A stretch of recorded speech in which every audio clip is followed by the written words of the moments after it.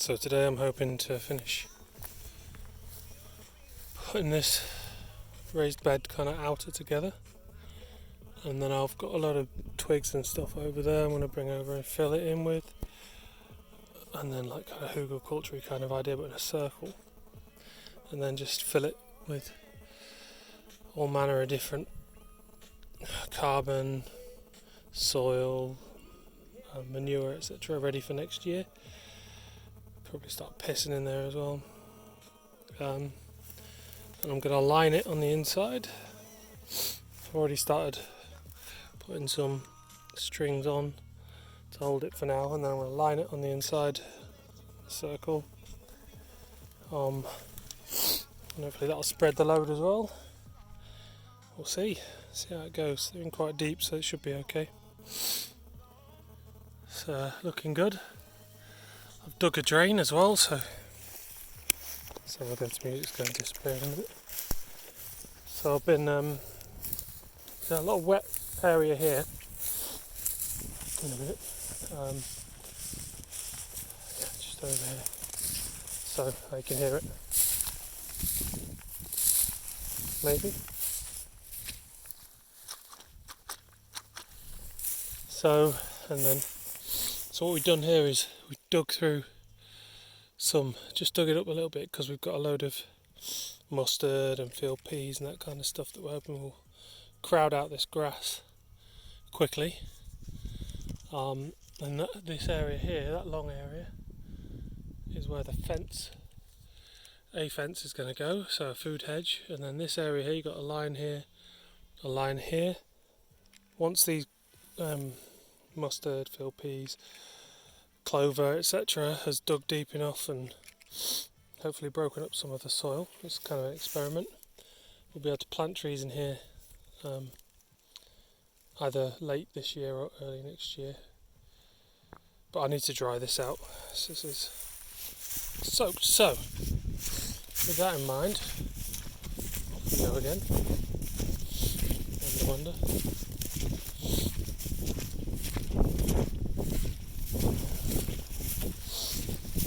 So there used to be, or there should be, some form of drainage, underground drainage here, but it just doesn't work. Clearly isn't working because the water just pools this. So what I did, we've got a natural stream, because this is a V shape for the whole land, as you can see. It goes up, comes down into here and then goes back up again. This is a natural V shape, so I was either going to make it into a wet area, so dig it out and make it a big pond, but then the water is not useful. So I'm going to dig a pond just beyond where the car is, that high point over there, to try and capture the water there, because it gets quite dry over there. And then keyline this area off, so it kind of, especially up there, the top end, so it starts to maybe sink the water a little bit more. And then do the same here, so we get less water here. No, we're not going to get rid of it all. So then I was thinking, if I'm going to make a pond, I'll dig myself a pond out here, kind of a nice large pond here, fairly deep, so that the wetness stays in one place. And then I've got a spillway here, spillway here, as you can see. The water's kind of running. It clearly has run before for a long time, because it's a beautiful V valley, just people lobbing rubbish everywhere. So this is running. I just need to dig it deeper. It keeps filling, so I need to obviously do something with like some kind of textile to empty it properly. But yeah, and then I'll probably use the soil from here in the raised bed maybe. But yeah, that's kind of, I'm going to dig a deep trench this way, straight up, and then some kind of lines out that way and that way to try and capture it and run it into here, and then kind of stop it here for a little while, and then if it gets overflowed, then there's the overflow down there. This is temporary for now. This all runs down to the lake anyway, so short term this should do. It's helped dry it out a little bit on the edges. It's not really done too much. So yeah, that's kind of where we are now. Ooh. Also, we've decided to buy a summer house. So we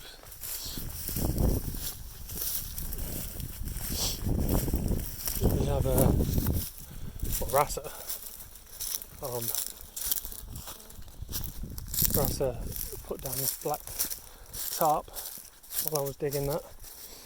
Well, so that we can know where we're going to plant, know where we're going to put the summer house, and also kill off the grass beneath it. And I'm hoping that we can do a nice simple grey water direct into the ground, grey water branching system, drainage system. So this is where that's going to go. So this is west. Hopefully during winter we should get a little bit of sun through there, but I doubt it. But the main house will have sun in the morning and all the way, because that's south, all the way through the day until late in the evening. And this plot has sun from probably in summer from maybe 10 o'clock in the morning. The sun's about over there somewhere. And then in the winter it's probably going to get nothing, to be honest with you. Which I'm not overly happy about, but we shall see. We need to plant some wind protection here around it, because it whistles through here, and we've got an open awning. Don't tell me that's coming through. So what I'm going to do is pipe. I'd like to pipe the grey water down, because we've got quite a nice, beautiful bee. We've got quite a nice, beautiful bee trying to get me. Quite a nice slope off here, so if I can dig it on an angle, because we've got quite cold winters, I could put a drainage ditch around some of these trees, so that fill it full of carbon. I'm looking at this. I can't remember his name now. I'll put it in the link, and I'll kind of choose a few trees to put some wood chips and some carbon and all that kind of stuff around into a deep pit in front of it, and maybe that apple tree there, that maple tree there, and then further down maybe, and just start basically all our grey water will drain into these areas, depending on law. In Lithuania, I'm not sure what the law is, so I'm going to do it and then see what happens. I've got to put some plans in apparently.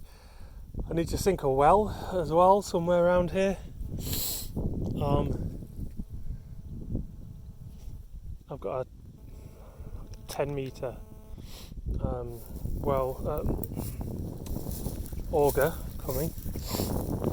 I'm going to try and dig that by hand, but then I'm pretty sure I'm going to have to go deeper, so I'll probably have to get a few extensions, probably down to 50 metres, 50 metres.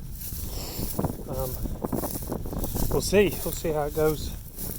So that'll be a big project that's going to be a few days, like maybe a week or 2 weeks solid work drilling that. That'll be fun. Yeah, so that's what she looks like during end of spring. Not so wild at the moment, but it will.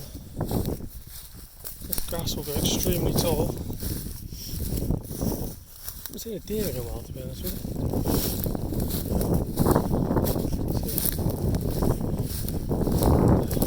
Really looking forward to getting some. If I can get this dried out, or at least draining well, putting a few maples and willows, put some crack willow over there, but I'd like to put maybe a big red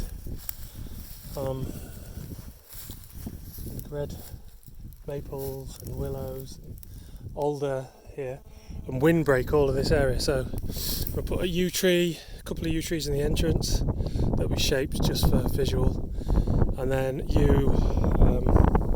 a big one, let that grow. Some Tilia cordata, so lime trees, small leaf lime trees. They're beautiful trees and they can go there. I can use some of it for several uses. And then obviously the hedge, and then this area I'm going to put some smaller trees here, growing to the bigger maples as a V shape, kind of angled away from me, like that, so we've got the wind whistling over the top, but all of this gets sun, and the same all the way along there. It's going to be interesting amount of trees, but I've got things like ginkgo biloba coming, because I'd love to plant some of those. Got some pine that I want to put down in the north end, along there is a windbreak down the north end, and then hopefully I can plant things like blueberries and stuff with it. And then as we come this way, we'll just get smaller and smaller. I'm using Martin Crawford's books, which are really, really interesting. I started designing the food forest part, and reading his book was just brilliant. Just like working out how I can design this, what kind of plants I could use, what kind of trees I want to put in there. I've ordered some mulberries, red, black and white. What else I ordered? Yeah, alders of different types, pines of different types, maples. I've got sugar maples as well as red maples. Crap load of hawthorn, blackthorn for the hedging, which I'm thinking I can plant in winter. Just before winter, so that they seeds stratify over winter. Stratification is like a cold, they need to go through a cold spell before they activate, I guess. So a wet then a cold state. So yeah, this should be nice. This should protect all of this area from the wind. As you can see, like everything's leaning this way. The wind whistles through this way and that way, as you can see.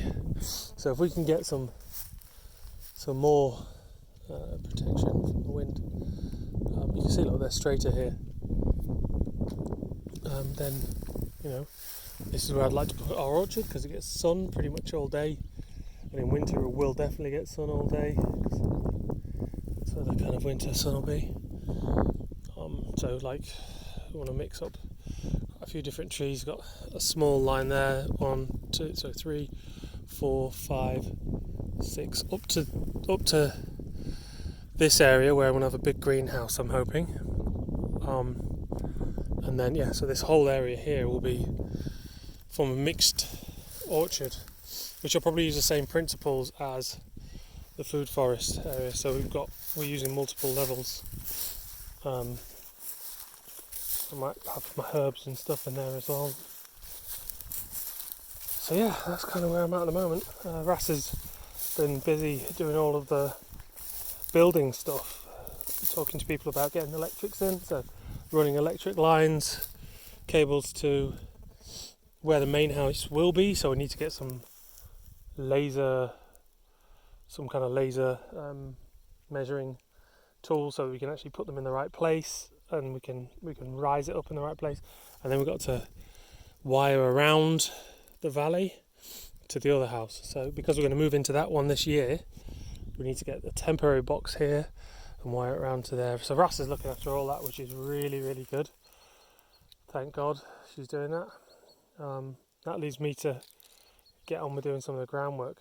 It's quite tiring, to be honest with you, but it's good. Good. And it is Corona, and I mean, this is my Corona proof area. Can't really complain.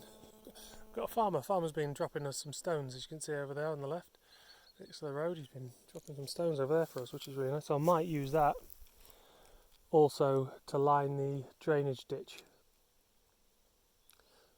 to hold down the geotextile. I'm putting like a water filter textile. Anyway, thanks guys. If you've got any questions or any suggestions, give me a shout on comments. Ciao for now.